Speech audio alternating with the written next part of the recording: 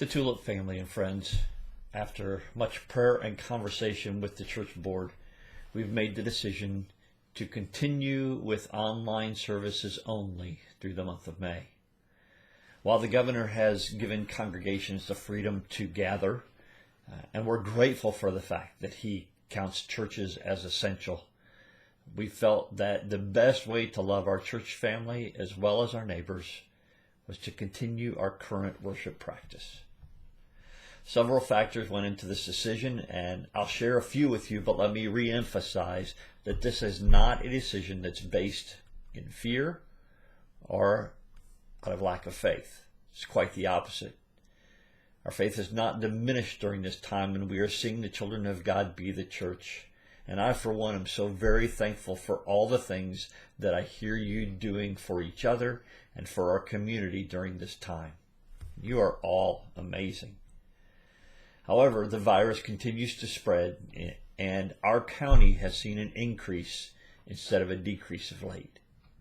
We, the elders and I, cannot in good conscience say that we love our neighbors and then turn around and put them or anyone at risk by gathering a group of people together. And what if we gathered and some of our elderly or at-risk people came? Could we turn them away? Could we tell them that they needed to go home? Or when we're gathered for worship and one of our children decides that they want to move around as they often do, how do we resist picking up a child or helping, or how do we help a child understand the rules of social distancing? It'd just be extremely difficult for us to do that. And then there's the question of face masks and gloves and who gets to determine who's at risk. These are just a few of the many hurdles and issues that we would face if we chose to gather right now. Please understand, we are anxious to gather and worship as a family in the sanctuary again. I miss seeing your faces. I miss shaking your hands. I miss giving hugs. I miss hearing about the things that you have done through the week and being able to celebrate those things with you in person. But we feel for the safety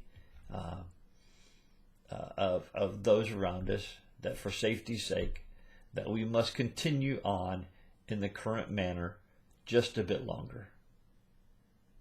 Now, I'm sure that some of you have already relaxed quarantine rules, and you may have been with your children or your grandchildren who don't live in your home. Some of you will be having slightly larger gatherings for Mother's Day this Sunday. And I would just encourage you, if you already have those plans or have a group that you've been with during the last month, then consider getting together early so that you can worship together as a group. Have a worship watch party before your Mother's Day celebration. Spend some time in prayer together. Join me afterwards for a time of prayer, and share your requests amongst yourselves, and somebody lead out in prayer. Sing along with the worship team.